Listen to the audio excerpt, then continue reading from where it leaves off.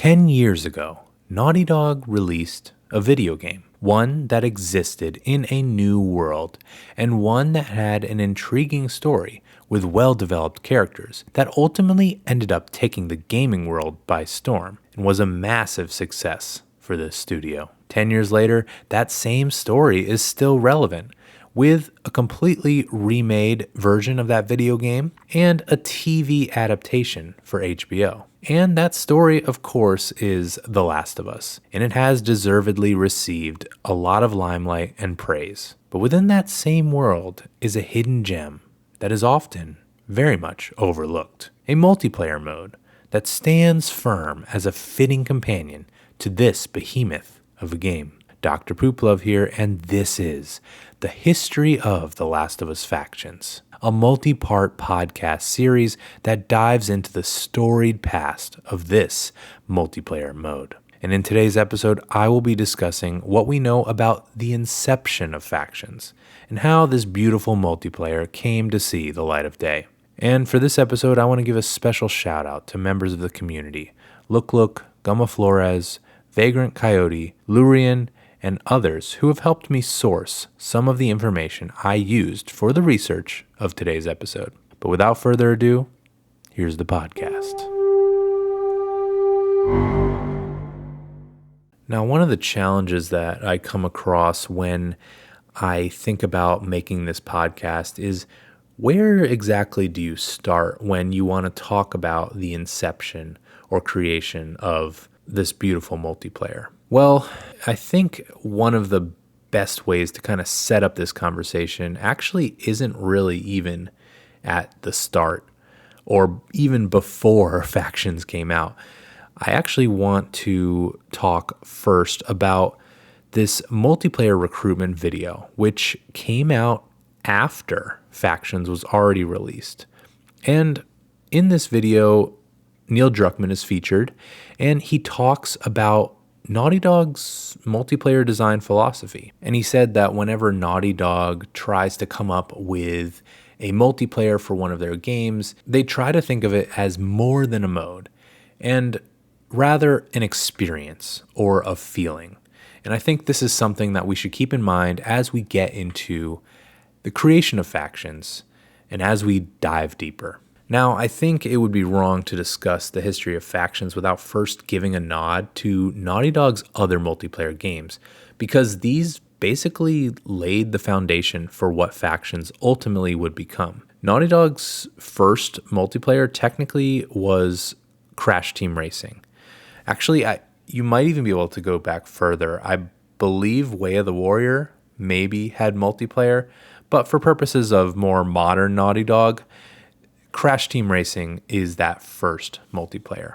And it wasn't online, but you could play split screen co-op against your friend. And what this did was it proved that Naughty Dog could make a PvP entry, even when what they've been known for is their single player experiences. It's important to recognize that Naughty Dog has always had an innovative streak to them and an attention to quality, because even when a game might be out of their wheelhouse, there is some intention and ambition poured in, and nothing they ever produce is ever half-assed. But what's interesting about Crash Team Racing is that it doesn't follow the same mechanics that you see in the normal Crash games.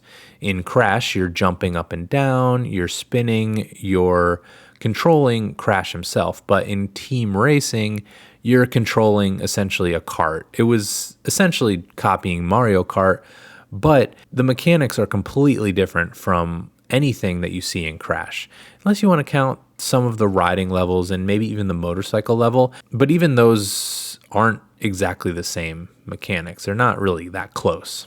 And so Crash Team Racing could kind of be considered separately from the single player. Now, moving on, we also have another multiplayer entry from Naughty Dog, and that is, of course, Jak X Combat Racing. And we shouldn't forget about that, because it was a quality multiplayer entry that accompanied a very wonderful single-player Jak series. And what's notable here is, although, again, it wasn't using the main mechanics from Jak. Jak, you're running around, you have guns, You are spinning and jumping and platforming, but there is still a lot of driving mechanics. And in this case, they did much more closely mirror the driving mechanics from Jak 3 into Jak X Combat Racing. So this was kind of the first real attempt from Naughty Dog to at least utilize mechanics from their single-player games in this multiplayer entry. But the real prelude for The Last of Us Factions actually came in September of 2009. And that's when players got their hands on a demo for a brand new experience from Naughty Dog. This demo was released for an online third-person multiplayer shooter that was set for a full release alongside the sequel to Naughty Dog's relatively new Uncharted franchise, Uncharted 2, Among Thieves. Now, Uncharted 1 did not include a multiplayer, but with Uncharted 2, Naughty Dog had designed a multiplayer largely built around the mechanics of that game. And so this demo was actually a multiplayer beta, which gave players access for the first time to be able to test this new online multiplayer. Eventually, though, it would also be fully released with the actual game release of Uncharted 2. And now I can't claim to be an expert on any of the history of Uncharted 2 multiplayer.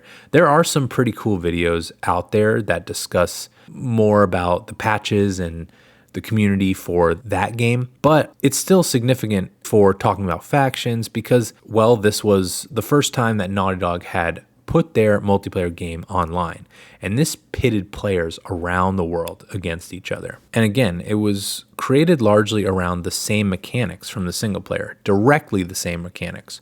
Running around, shooting, climbing, all of that made its way into this entry. And so it was a good way for people who enjoyed the gameplay of the single player to be able to replay versus real people. As a first outing, Uncharted 2 multiplayer was seemingly amazing, as many Uncharted multiplayer fans considered that entry to be the best of all Uncharted multiplayer titles. It was a fairly simple PvP arena multiplayer with no sprinting and not a lot of loadout customization. But this was also the norm for the PS3 era. Typically, when a single player came out, there was a multiplayer experience released alongside, again, for the replayability factor, and perhaps to monetize the product further with DLC. This strategy also remained for the third Uncharted entry, which brings me to the direct prelude to Factions, Uncharted 3 multiplayer. Now, with Uncharted 3, it appears that Naughty Dog thought their multiplayer actually had some promise, as they ended up increasing support. There was a lot more DLC drops and longer support life. And although some preferred the Uncharted 2 multiplayer, Uncharted 3 multiplayer was popular enough, at least among the tacked-on multiplayers that were coming out for single-player games. Again, though, my exposure to this entry was minimal. It's hard for me to say whether they considered this successful or not, but it must have been, because they did continue with the strategy of attaching multiplayers to their next game as well. And this is where we get to Factions. Now, there's not a ton of stuff out there about the making of The Last of Us Factions. Even though there are some documentaries out there about the making of The Last of Us, they don't really talk too much about the multiplayer. But there has been a good amount of information that we can largely get from level designer David Ballard, who has done several interviews over the years discussing kind of where Naughty Dog's heads were at when they were deciding to make this multiplayer. And initially, it turns out that Factions was largely designed to be a cooperative experience with two main modes, hostage rescue and cart push. Now, according to David Ballard in an article for the website 80LV, where he goes over some of the design philosophy for Factions 2, this is how he describes those two modes. Hostage rescue entailed players starting at one base on the map and fighting their way towards the second base, where an NPC hostage was being held. Now, you can think about this. The bases are kind of a lot, especially with the earlier maps. You have these larger buildings that you can kind of go in. There's corridors and closets. And so these kind of were the bases. And per these old modes, they actually had a little bit more of a use than just being somewhere that you can go camp. The other mode was called cart push, and he says that cart push required the players to push a supply cart from one base to the other while fighting off enemy NPCs. This is actually kind of reminds me of Plunder. In Uncharted, you're holding an idol and trying to make it to the other side of the map and to place into the treasure chest. With a cart, it's kind of interesting. I'm guessing they would have incorporated the cart pushing mechanics from The Last of Us Part 1, like when you're trying to get the dumpster and you're trying to, move some of there's like some kind of a weird, all the carts basically that you find in The Last of Us Part 1. I guess they would have that kind of mechanic, and you would have to push it from one end of the base to the other while fighting off enemy NPCs in this case, as opposed to other players. David also explains that co-op ultimately was cut from the game. There was limited time and resources dedicated to this multiplayer, so a lot of the level designs, at least for the initial maps, had to be kind of redesigned a bit to accommodate competitive PvP gameplay. It's actually funny because there was a glitch. I don't know if you can still do it. It might have only been on PS3, but you could actually get into a very broken co-op mode. There are some videos of it, I believe, on YouTube, but you could get into a very glitchy, buggy co-op mode where I think there were actually NPCs there, but they didn't really interact well, and obviously the code wasn't complete. But it does kind of prove that, yes, they were very much trying to do a co-op. It also is interesting in that there is a Reddit AMA, and with Neil Druckmann and Bruce Straley, where a lot of questions had to do regarding multiplayer. They were answering questions based on The Last of Us, but there were a number of questions regarding the multiplayer as well, and there was asks for what about an infected horde mode, and apparently they had considered it, but eventually just decided it was too time and resource intensive in order to pull that off.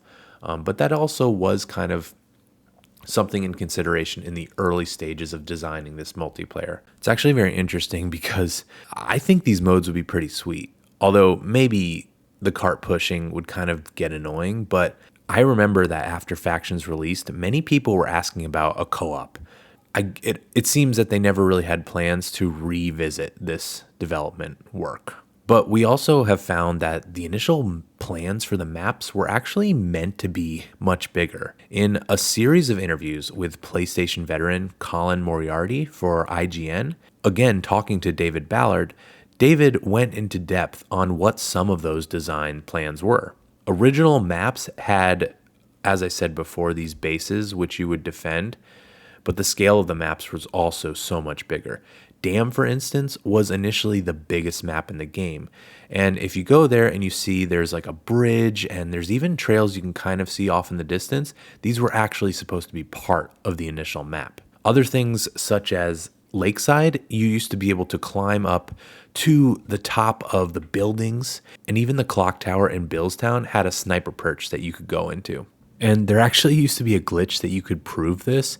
There was this way to catapult people with a nail board, and it launched them up into the sky and far distances away. So you could actually get people onto, say, the clock tower or other faraway places on the maps, and kind of showed that, yeah, these maps did used to be bigger because they did have some of these areas fleshed out. And all of this is really interesting because it offers a glimpse at what Factions could have been, especially had these features not been scaled down and reprioritized in order to get this game out to market with a functional multiplayer. And it's interesting to me when you think about that perhaps this unrealized ambition maybe has been pent up in a lot of these level designers and multiplayer designers, such that it has inspired Naughty Dog's next standalone multiplayer game, which does, at least from the concept art, appeal to be much larger in scale.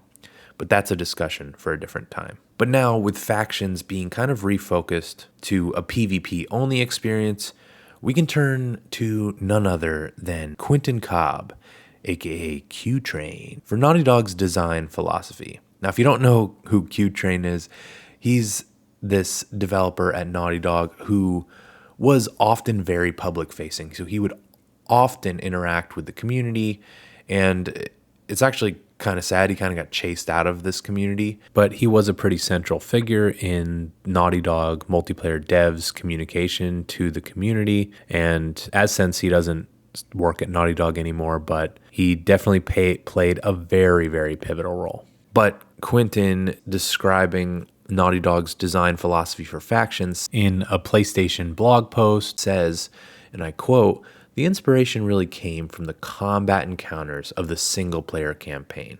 We wanted to mirror the slow pace and high lethality of those encounters, while keeping a very similar crafting and scavenging system. We did this by making every weapon very lethal, placing crafting items inside of item caches located in strategic parts of the map, having the player appear on radar while sprinting, and keeping ammo very scarce. This would lead to players sneaking around the map, trying to get to item caches and picking the moment to attack very carefully and making their shots count. We also had a down state which would allow players to revive teammates. All of these factors put an emphasis on stealth and teamwork, which many shooters don't achieve. This created a very unique experience, which we feel makes our multiplayer special." I definitely agree with that, especially that last piece, because this multiplayer does feel very unique. There's a scarcity in the amount of things that you can have.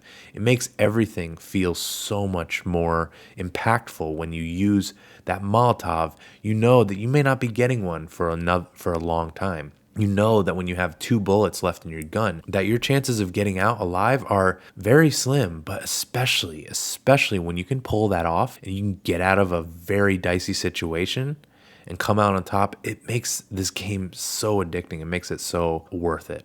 But we can also get a little more about the inspiration for this multiplayer with a quote by lead multiplayer designer and crossbow enthusiast Erin Daly, who expanded to say that in general, players playing overly aggressive will usually find themselves at a disadvantage in The Last of Us. In the end, it's a game where your tactical decision making matters more than your aiming reflexes, which I will agree to some extent on that. He also says that we also need to add some of our own unique elements to multiplayer that didn't exist in the single player. For this, we built a new loadout system with a variety of survival skills, added some new guns, and added an in-game store where players can use parts they earn in combat to purchase additional ammo, weapon upgrades, and armor. Combined with the crafting system, it offers a lot of on-the-fly tactical choices.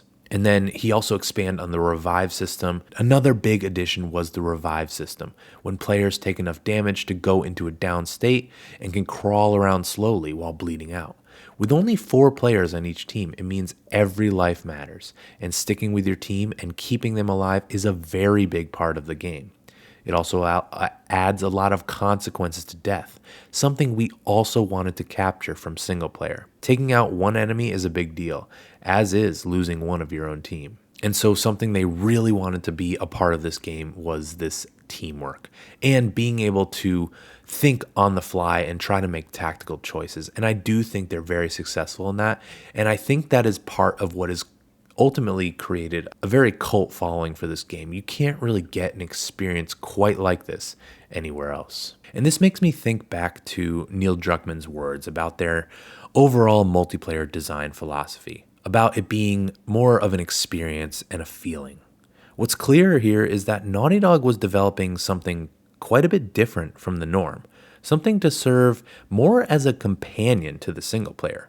You weren't playing as Joel and Ellie. Instead, you had a bit of your own story. It was simple, but you were a member of a faction that was at odds with another faction. The final product, of course, resembles the factions we know today, with the simple menus and the 12-week journey. But at initial release, of course, there were less modes and maps and guns and perks, as those would be added later. And when you look back at it all, it kind of does feel a little bit like this game came together at the last minute. It was special. There was intention, but there were some things that didn't feel like they had the chance to get fully fleshed out. Now, I could not source information from a direct source to back up that this multiplayer was probably kind of rushed out the door. In fact, I actually have a source that rebuts that notion. Arnie Meyer, who is still at Naughty Dog, stated that the multiplayer was not a rushed afterthought or a tacked-on mode in the comments section of the PlayStation blog. Regardless of that, though, it does seem that they never really got a chance to fully realize the initial vision for this game. And I'm sure time and budget constraints are mostly the reason why. Because of course these devs were very passionate about the work that they do. And they do have that Naughty Dog ambition that seems to be getting poured into the next iteration. But what this multiplayer team did ultimately put together was great and won over the hearts of many, and turned out to surprise not only gamers but Naughty Dog themselves as to how well it was received. According to, again, Colin Moriarty in an episode of his PlayStation podcast, Sacred Symbols, Naughty Dog was totally shocked that people enjoyed the multiplayer. It seemed that despite having to pare a lot of things down, what they actually ended up with was a great core experience that would ultimately hook many and create a cult following. And this proves in many ways that Naughty Dog just simply is the best, and that even on a lower budget with less time, the pure talent and intention that the studio has been able to cultivate is enough to create great and memorable experiences, even ones that are not considered to be their bread and butter. But what was Factions like in those initial days on the PS3? And what initial updates were in store that would shape this game into the one that we know and love today? Tune in next time for part 2 of the history of The Last of Us Factions, where we will discuss factions in the PS3 era. Until next time, so long, Pooper Troopers.